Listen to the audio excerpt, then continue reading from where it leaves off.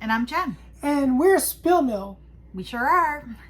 And we've been doing a series of games where we talk about a mechanism, and then we do a top 10 list of our favorite games using that mechanism. Yep. And this time we've done worker placement, we've done tile placement, and we've done Drafting. And today we're going to do pool building games. Now this one we had a smaller pool of games to choose from, but I still think we have some pretty good lists. At least I do. Yeah, I think so. I can't speak to yours yet because I don't know what it is.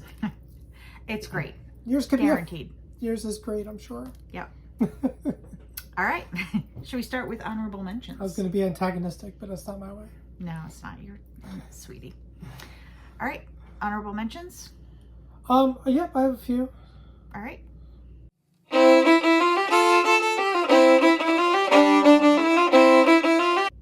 Now, most of my honorable mentions, pool building is a part of the game, but not a central part of the game, but I really like the game. And so, how many do you have? I have 4. I have 3. 3, okay. Okay.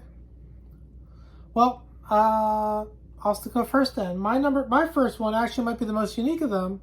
It just didn't quite make my top 10, and that is Palm Island. Oh, I thought about that one, yeah. Palm Island's kind of like I guess it's like a deck building game, kind of, in how you do it, but not exactly. So I wasn't sure how well it fit, even though it was tagged as the pool builder, and it makes some sense. So, yeah. But you play it in the palm of your hand. You're turning cards to show which resources you have, and then you get to activate those resources. You turn them back up, and somehow it works. Yeah. You turning other cards to score points, I think, if I remember right. Yeah, I think that's right. Yeah, that's a really good one. I thought about that too, and it's interesting because the position of the card, the way you turn it, really matters, which is such a clever way to do that. So, I want to actually talk about a game that's not on my list. Okay. That didn't make my top list, but kind of like why. So, because I think this is indicative about how I thought about pool building. So, Obsession, which is a game I absolutely love, and it does have pool building, but you've got no control over the cards you're bringing into your hand, and you've got access, 100% access to all the cards, like, yeah, until you use them, right? It's sort of true, yeah. You have some control at discarding cards, yeah, sometimes. The one thing that is kind of pool building about it is the buildings, because but that's drafting. I don't know. I thought hard about it, because like I was like, oh yeah, obviously, but in terms of its deck building or pool building mechanism, I just felt it wasn't quite as strong and doesn't give me the feels of what I like about pool building. That makes sense. So, yeah. I mean, I don't know. I think a lot of these games kind of fit into that category as kind of being pool building. Yeah. And that's where most of my honorable mention were, I think. Yeah. Go ahead. Actually, the next one's straight up deck building game. So I lied. This is a straight up deck builder. And the reason obviously pool building is like bag building, deck building, etc. But the reason it didn't make the cut for me is it's just not one of my favorite games, and that is Clank. Clank, any version of Clank. I like Clank. I don't love Clank. Yeah, for sure. I'm going to just go out of order because the order of my honorable mention doesn't matter, but Clank is an honorable mention for me as well. I don't love the game either, but the other thing about it, and you're the one that brought this up, is that the card rotation isn't strong. Like, you don't see your cards a lot of times, especially later in the game. Some of the cards you only see once, and so it doesn't feel like, I don't know why, that I feel like that Arnak has that issue a little bit. Yeah, Arnak has that issue a lot. But there's something about it. It just doesn't feel like a deck builder to me. I don't know. Well, we'll see. Maybe I'm just being picky on that one. Next up is one of my favoriteest games, but it's an honorable mention for this category, and that's Edge of Darkness. Edge of Darkness has a couple different forms of pool building, The main one would be that you're crafting these cards and you have a pool of cards. And you're drafting them from the center. And it's interesting because you have your own cards and you could draft the other player's cards. And it's kind of really interesting that way. But there's also the tower kind of works like a pool building. Yeah, I guess it exercise as well. It's true. So I don't know. I thought, but I still think it's like not strong enough as a core mechanism to be like top 10 material for this particular mechanism. Yeah, that makes sense. I'm gonna talk about my next two together. Okay. And mostly the reason they're down this far is because I don't really remember them. I remember how much I like them, but I don't remember enough of it to have them like higher on the list. And this is where, you know, this is why we need to get these two back to the table. But One Deck Dungeon and Pixel Glory. I know that I love both of those games. Yeah, I do too. Yeah. And I know they have really strong deck building in them, but I don't remember anything about them at all except for the joy I got playing them. So they're on my honorable mention list. I think if we get those back to the table, it's been a while, so that's why they didn't make my list either. Yeah, when we get into our like replay rotation in the coming year, I'd love to get those back to the table, and I think those will go way up the list. Well, my last honorable mention is, again, a game that has lots of different things going on. I love the game, but I didn't know that pool building was that strong, and that's Endless Winter. It's got a little bit of deck building mainly is the main thing, and the deck building is a little bit like Arnak. You don't get through the deck a lot of times. Now, I'm going to contradict myself later in different ways, but always. I don't know. I just didn't feel like it quite made the cut. That's all. Yeah, no, that makes sense. All right, top 10? Top 10, here we go. All right, number 10. Number 10. Start with you? Yeah. All right, so my number 10 is Living Forest. Okay. This is one I've actually played a lot more online now than we've played in person. I don't know what I'm doing still, so. We played it a couple times in person, then you got sick, we didn't play it for a long time. Now it's on BGA, we've been picking it up. I've been playing a lot of it actually. And I really like the fact that the cards give you the power to do the other actions in the game, including get more cards. And if you don't put out the fires, you get bad cards, and then you can get things to get rid of them. I just really enjoy this game. It's really pretty, and it has one of the mechanisms that I think is really present in a lot of great deck building is that you're just buying cards to do things, and it's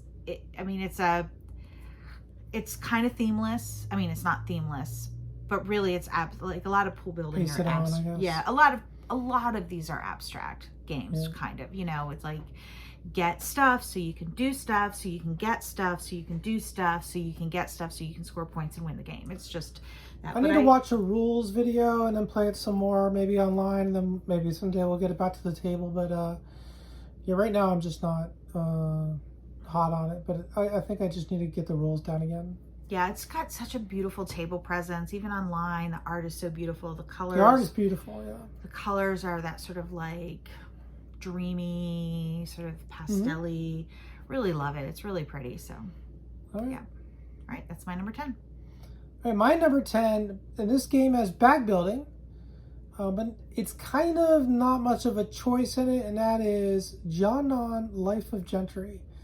The bag building in this game is really, you do have some influence over the tiles that you get.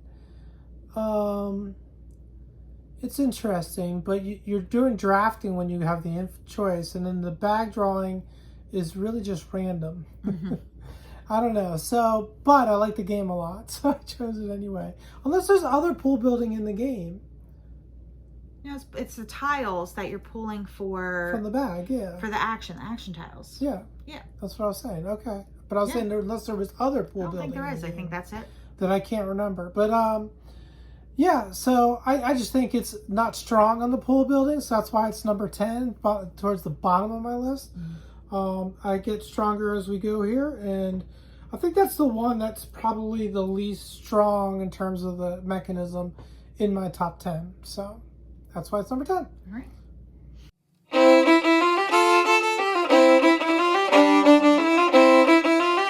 Well, my number 9 is a crossover with your list already. All right. It is Janyan, Life of Gentry. Okay.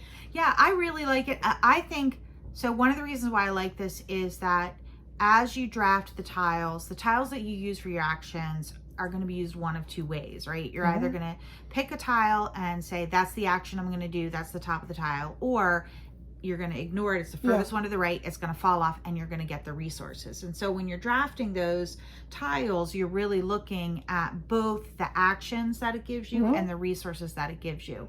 I just think that's a super clever mechanism. You're right, they're random going out, but I don't think that's any different than a lot of bag builders where you're just pulling at random. It's about getting into your... You just start the game with everyone starts the game with the same set in their bag. Right. But then you build off that with the you got to make choices off that. But you know, that was the only reason I was kind of iffy about how strong a pool builder it was. It definitely is weaker than some of the other games because the whole first part of the round of tiles, it's the same as everybody else. There's no drafting. You only start drafting It is, I want to be clear, a beautiful, complex, lovely, amazing board game. Beautiful game. It is. It is. Well, I mean, it's your number 10. That's a solid place to be. And your number 9. Yeah, exactly. All right. Well, that's my number 9. All right. My number 9 is a game that we learned.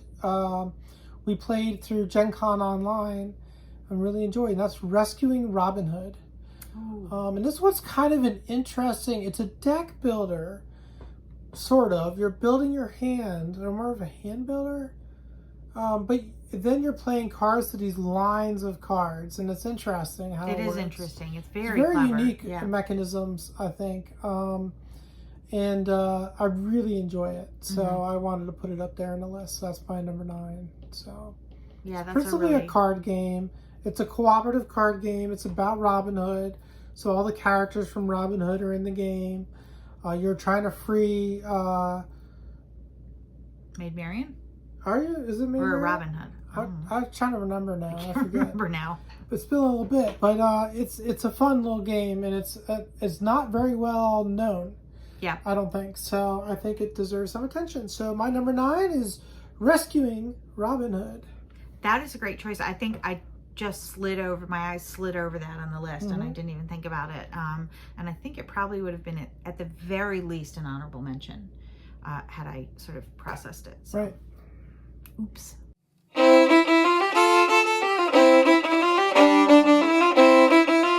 Well, my number 8, right? Yep, 8 is right. I was wrong. Is one that you mentioned but is not on your list is Edge of Darkness. Honorable mention, yeah. Yeah, and one of the things that's kind of really cool about this, great game. Yeah, it's such a great game. But one of the things that really is really cool about this is as you build your tableau or your hand for a round, you can actually draft your opponent's cards, right? The cards that come out can be your opponent. So it's by John D. Clare. So you do have card building, right? You're going on a turn, you go to locations and you get one of the things that you stick in the sleeve, right? To make a card better. But then those cards also will eventually go into the general pool as you discard them, and somebody else might have a chance to draft them. So what's so interesting, because your cards even end up on the monster wall and stuff like that. It's so interesting. Your cards go all over the place. Yeah, it really does. So it's a little bit different, you're right, because you don't have a sort of discrete hand or bag that you know exactly what's in there and you've built it to your specifications. It's more of like a Wild West, but it's still, you're still are both in terms of building cards that will be in play, but then also drafting from cards that somebody else has built. So there's like 2 different sort of elements or times that you're drafting. So and it's not drafting, but that you're creating a pool. So I really like that. And of course it's just such a good game. Yeah, it's a fantastic one. So that is my number 8, Edge of Darkness. Good choice. My number 8 is the quintessential bag builder for us, and that is Quacks of Quedlinburg. This, I'm questioning this being this low in the list. It could Me be too. much higher. But it is, I just love this game. It's a bit luck heavy, I guess, at times, but it's really fun. It's a push your luck game, so that makes sense. And it's really fun. And I just really enjoy it. And it's definitely bag building, it's straight up bag building. So it's the pool building mechanics that are very strong in it. And you know, you're just if you've never played Quacks of Quedlinburg, Where have you been? Wow. Just kidding. Call it out. It is so ubiquitous. It is, but you're drafting different kinds of potion materials, and then you're putting them into a pot. And if you draw too many white chips, then you bust and you lose all your progress for that round. And so each round you can collect money and points, but if you bust, you can only collect money or points, not both. And then that's tricky because then if you don't collect points, you fall behind. If you don't collect money, then you don't build a better pot. So it gets really tricky. But what a great bag builder. Fantastic game. Really fun. It gets kind of wacky and crazy and stuff. So we like it with all the expansions, both of them mixed in. So yeah.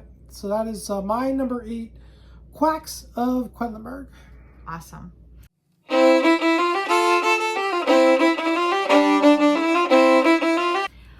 My number 7, when I saw this on the list, I was like, is it? But it really is, because think about, what is pool building? Pool building is collecting something, right, that has an assigned power to it, right? And then having on every turn or some sort of rotation, having that maybe come up.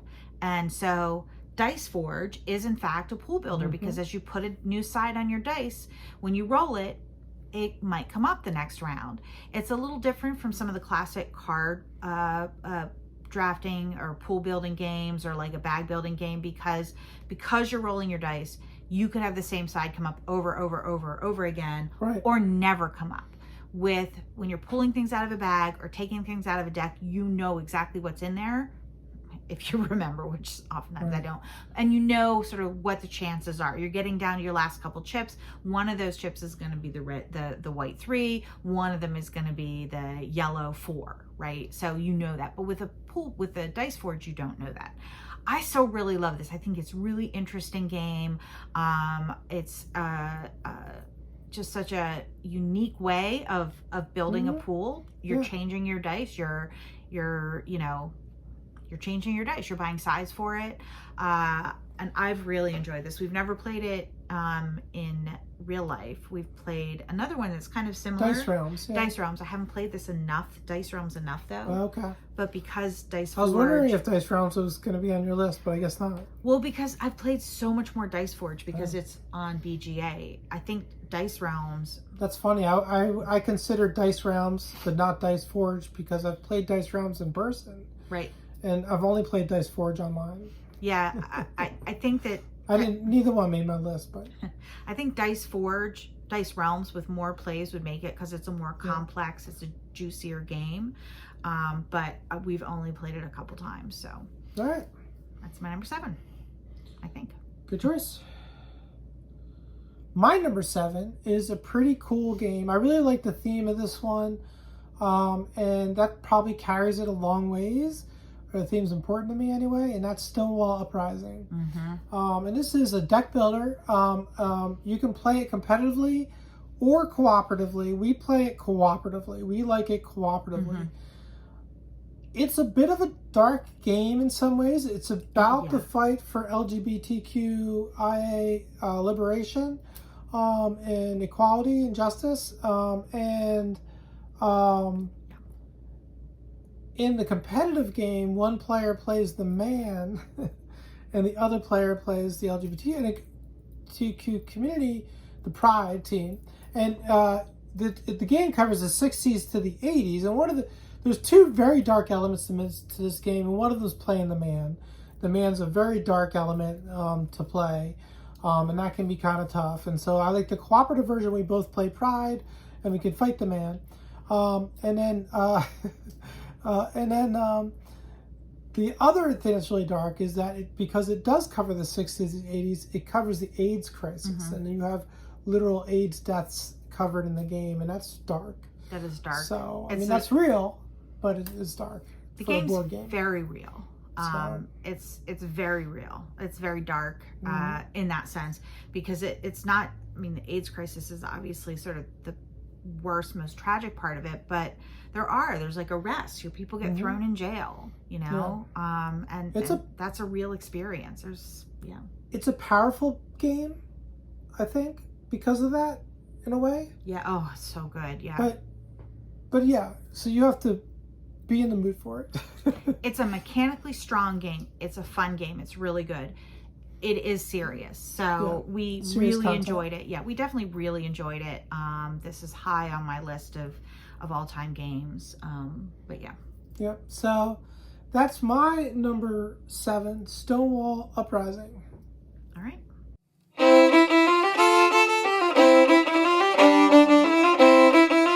Well, my number 6 is the classic deck builder, Dominion.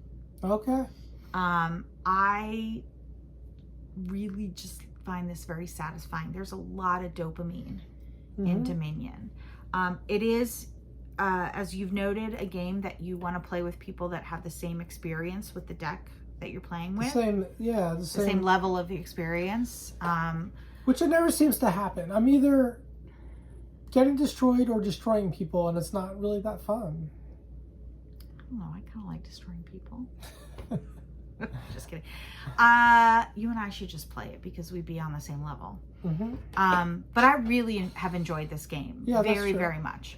It is the classic deck builder. You know, your cards have like money on them, and you need the money to buy stuff, and that gives you the ability to buy more cards, and you're just like building your hand, and eventually you're gonna have enough money on each turn that you're going to start buying point cards, but the point cards don't do anything for you, and so you're going to want to start shedding other cards, like your low value, like your ones or whatever. You're going to want to start shedding those. And so that balance between like building up so you have powerful cards, shedding cards that don't do anything for you, and then at some point just saying like, okay, we're done, it's time to go for broke. I'm going to go for points, even though they'll do nothing for me. I could literally have a hand where I do nothing if I just draw like point cards, but at some point you have to do that to win. So I just think that is that arc, that game arc, that strategy arc is very fun and very satisfying.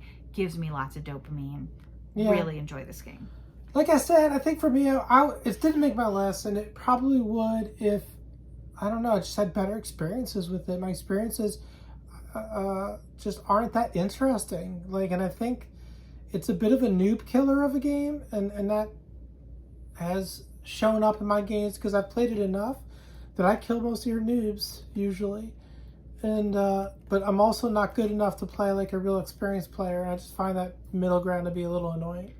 It does play too. We should just get a copy because we could play each other, and then we'd be at the same level of experience. Okay, yeah, it's up to you. All right, well, that was my number 7 or 6. Okay. Well, my number 6 was mentioned by you already, and that is Lost Ruins of Arnak. I think you mentioned it, or we mentioned it. You mentioned it. I mentioned it. Somebody mentioned it. Somebody brilliant. I'm just kidding. So Lost Ruins of Arnak is a deck builder, but it is a deck builder where you don't go through your deck very much. And I think that's its one negative. I think if the game were drawn out a little more so that you could go through your deck a little more, it would be way even better, personally. But I think it's a great game as it is, because it has lots of good elements in it, the deck building just being one of them. But like, it's enjoyable, and I do enjoy the deck building and crafting a deck to, I do optimize those 3-4 times you go through the deck, you know, or whatever. And you can go through the deck quicker if you do certain things and stuff like that. So, and as you play it more, you get to learn that stuff, which is a bit of a noob killer thing itself. But speaking of noob killing, most games are in essence, if they have any complexity level. So, but I think the one nice thing is most board games we learn together and we play together, and we're usually on the same level or close. But I really enjoy this game. I've played a lot online. I really enjoy it.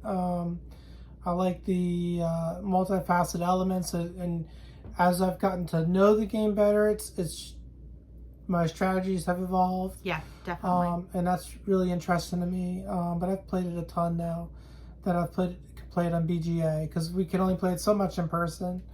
But I played it a lot more in BGA now. But I definitely prefer to play every game in person, but just about every game in person. There's exceptions.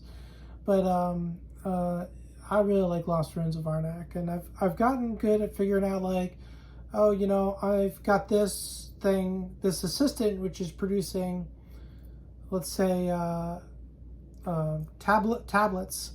So it's good for me to buy more of these cards that require tablets to activate when they come up. Right. Because I can use the assistant to get myself a tablet to activate the card, which is usually more powerful than the other cards. Yeah, you know, that kind of thing. So I like that a lot, and it's really fun and interesting, and so that's why it is my number 6. All right, very good.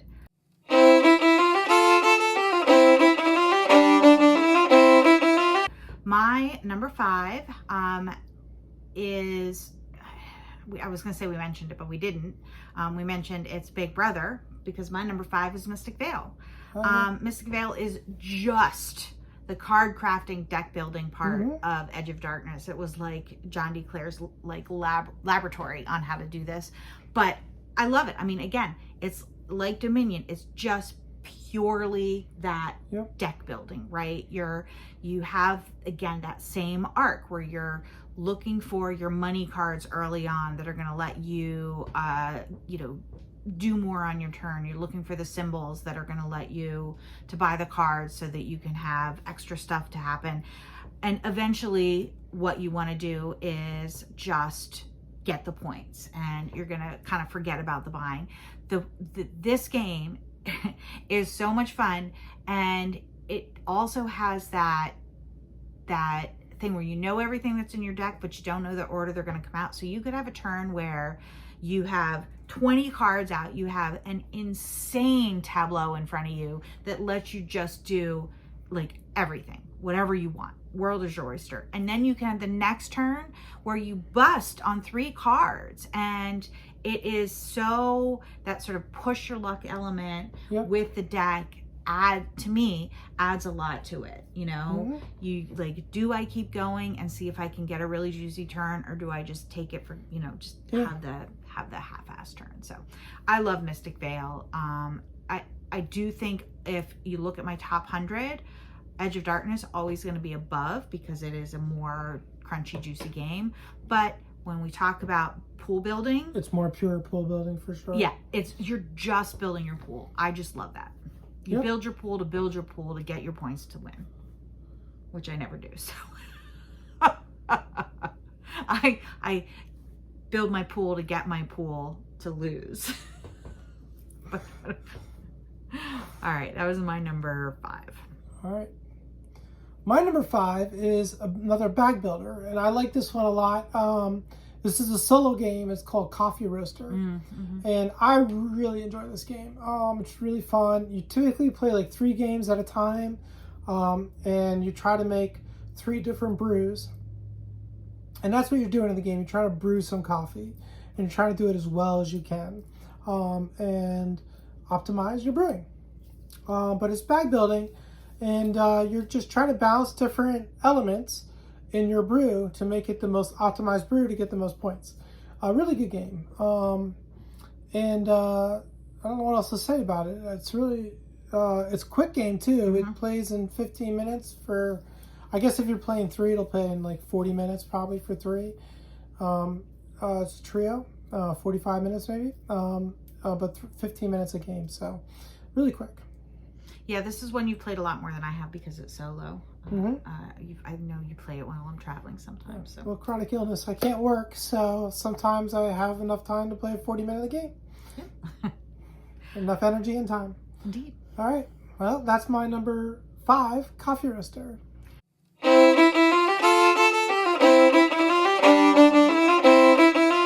My number 4 is one we just binged, played a bunch, and that is Taverns of Tiefenthal. Crossover! Woo! Woo! Crossover Also my number dance. 4. Woo, woo, woo, woo, woo. All right. Fantastic. So this is a little different than some of like the battle ones or like Dominion, where you're just, I guess it's similar where you're trying to get points, but it does have that classic mechanism where you have cards that are producing. It's going to give you either beers or thalers, and then cards that are going to help you do more with what you have. You have a table so you can have more cards to work with. You have, dice manipulation or extra dice. And then you're just trying to balance them, and it's random. You do shuffle your deck. So, who knows what's going to come out at any time. You could have a really crappy turn, which you might, use a counter guess to mitigate, or you could have a fantastic turn. But I love that, trying to get that deck juicy so that no turn is just too much of a stinker in order to get those, the point cards that are going to let you win, right, that then clog up your deck, but help you win the game. So we played it with all the expansions at once, but they tell you not to do. Screw you. We'll play how we want to play. We want to play with all the expansions at once, because that's how we roll. And it's really fun that way, but I feel like you have less control. What I do like about this game, though, is that there are a lot of different strategies to going about and winning. And I like that you can approach those different strategies in different ways. And you can with the expansions, you have different powers and stuff you can balance and try to be like, oh, I'll get this starter card and this power, and because I have those, I'm going to go with this strategy over here. This is the abilities that are coming out this time on that, whatever that scroll thing is. So I'm going to focus on making the most out of those as well. What a great game. So many different things going on, and great deck builder. So also my number 4. And the theme is fun. And the theme is that's a big part of why it's number 4 for me, the theme. I really enjoyed the theme. Yeah, for sure. So. All right.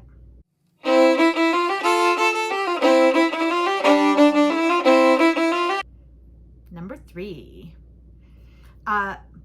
My 1, 2, and 3, I mean, they're all neck and neck. They could flip-flop at any point. I've already 3 times during the filming of this thought, I need to move them. I need to switch that place. I need to move that. So whatever. This is number 3. Could be number 1. Could be number 2. But it's 3 today. And that is Aeon's End, which is, of course, a top 10 game for us. I love this game so much. This is, to me, it has that really unique factor where you don't shuffle your deck.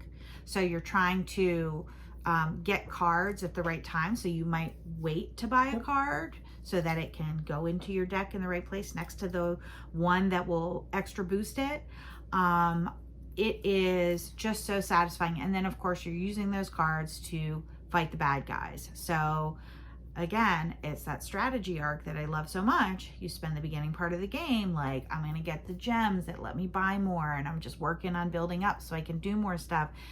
Then you're getting the more powerful spells, and then you're shedding cards because you got to get them out of your deck so you can go after the bad guy and fight the bad guy.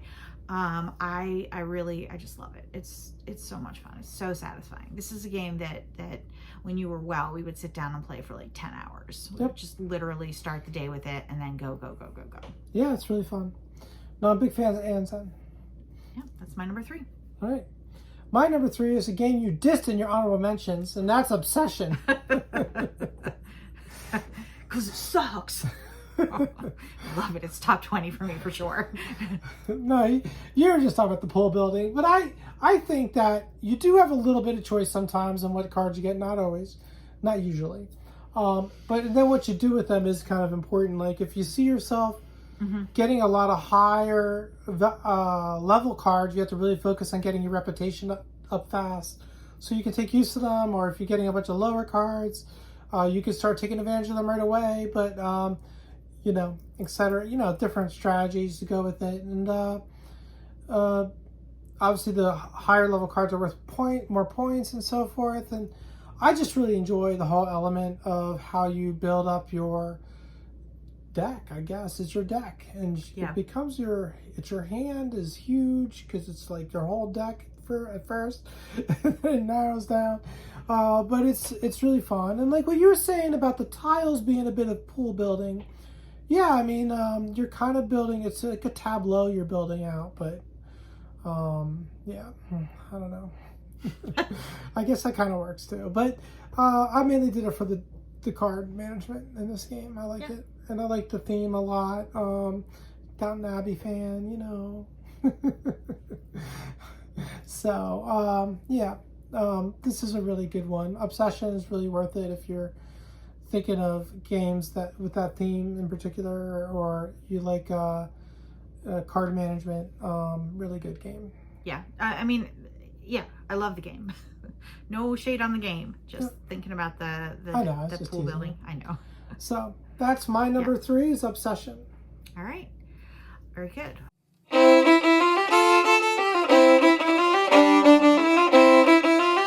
My number 2 is crossover. You already mentioned it. Okay. And it is the dopamine fest that is Quacks of Quedlinburg. Oh yeah. We didn't even like this game the first time we played it. Maybe even no, we did not. We did not. You were like, I don't like this, and I was like pretty nonplussed by it. And then we played it a couple more times, and now we're like, what? I love the game. It's so fun, and it is like pool. It's the classic pool builder. You're buying chips to throw in your bag. You know, you can't see what you're going to pull out. You're pulling them out and putting them on your board. There's less mitigation than there is in some other games. Like you can't get rid of the white ones, but there are some powers that let you put things back in. So or take out white chips, or all kinds of things. Yeah. It's and what I think is actually also really neat, just as like a kind of cool design thing, is that the chips themselves, you've got 7 colors plus some expansion colors. And they're able to get a lot of variation by just changing what that color means. Yep. And instead of having to like print a whole new set of cards, a whole deck of cards or anything like that, it's just changing what red means, what red does in your pool. And we get a lot of variability out of it by shuffling those and picking a different, card for each of the colors. Every game you get a ton of variability on it. However you do it though, it's fun. It's just so much fun figuring out, okay, well, I mean, sometimes I don't like the power. Like sometimes I think the green power is stupid and I just kind of don't buy a lot of green that game, but the red one is really cool. So I'm buying a lot of red, and just hoping it comes out in the order you want it to come out in. It's so satisfying. Oh, I love this game so much. I'd play it right now. That is Quacks of Quedlinburg.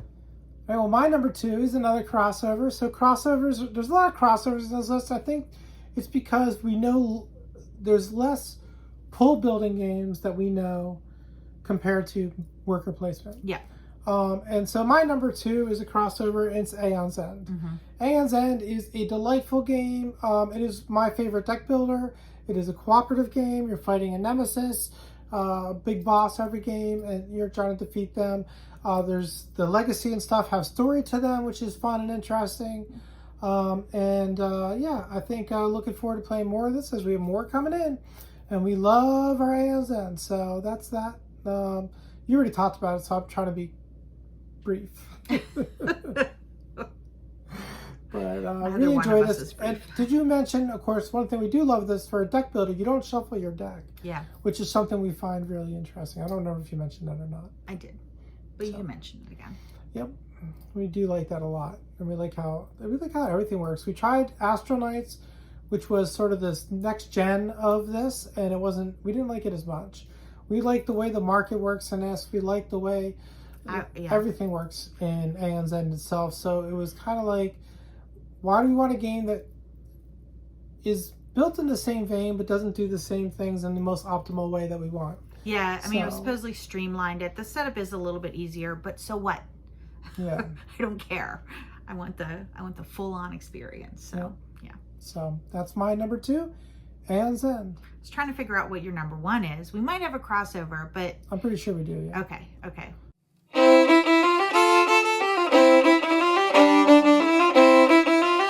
So my number 1 is a bag builder, and Yeah, okay. Orleans. Orleans, yeah. Yeah. Yep. Crossover! Crossover! Yeah, I mean, this is kind of a no-brainer. This is like the bag builder. And, you know, it's a Euro game, but it's the most well-known bag builder, isn't it? Like, I think. I think so. So, but I really enjoy Orleans, so.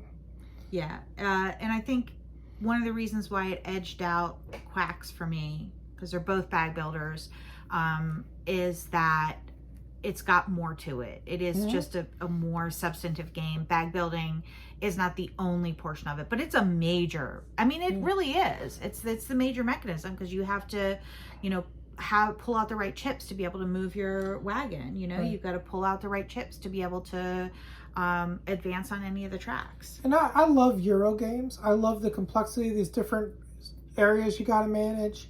And Orleans has that, whereas Quacks is a very direct game. It's lovely, but it's a very direct game. It doesn't have all those different elements. I mean, if you look at the games we love, like Edge of Darkness, you know, Orleans, Endless Winter. There are games that have all these different elements in there. Yeah, and really, what I think where the decision space lies in first, like which of the villagers or whatever they are you going to put in your bag, but then when you pull them out, where are you going to put them? So you got that red knight out, awesome. Are you going to use it to move your ship, or are you going to use it to, you know, advance on a track, or what are you going to do with it? Right. And like maybe you wanted to move your ship, but you didn't draw the right villagers for it, really. Right. And so then you have to go with plan B, and you got to be able to pivot a lot in this game. Yeah. And am I going to wait? Like, am I going to hold my knight aside, knowing that I might have whatever this Mariner, increase the blue one, come out, being right? Able to, exactly. Or, you know, am I going to play it because I know there's a lot of red in there? You know, who knows? Lots of options. But great game. Yeah, and it, again, when you think about pool building, it has that classic thing where you have that arc where you're building and trying to wait as long as you can, but you have to start shedding at some point. You've got to start getting rid of them. That's how you're going to get more points, is by putting those on I forget what they call the board that you put your chips on where they go to die. You know, at some point you do want to get those out of your bag. They're no longer what you want to have in there. You want to put them on the board, but you have to you have to sort of measure what is the right moment to start shedding. And I think that's just really, again, a lot of interesting decision space there. All right, so that is our top 10 pool building games. What'd you think? What are your favorite pool building games? What did we forget? I know we haven't played Wonderland's War, which is popular with a lot of people. And there's tons of deck builders we haven't played. So. And I swear that we played a bag builder recently, and I don't know what it is. It wasn't on our list. Oh, I don't know what you're Maybe thinking not. of. I don't know. Maybe we haven't played it yet. Maybe it came out and we have it, but I don't know. Bag builder. It's possible because, Well, you tell us. What did we forget? Just what did we forget? Yeah. And then, you know, I know one of our commenters had recommended engine building or tableau building, but we didn't do it because BGG didn't have a tag for them. And we try to use that to help create our list quicker. So we could do it, but it would be a lot more work. Yeah, maybe we'll. So we might do it at some point. Poke away at making that list. Yeah, I think that's going to take a little more time to put those lists together. So we'll probably do them at some point, but in the short term, we needed something that we could do a little quicker. So, all right. Thanks for watching, everyone. Yeah, thank you. And I don't know. Remember, every day that you game is a holiday. All right, bye, everyone.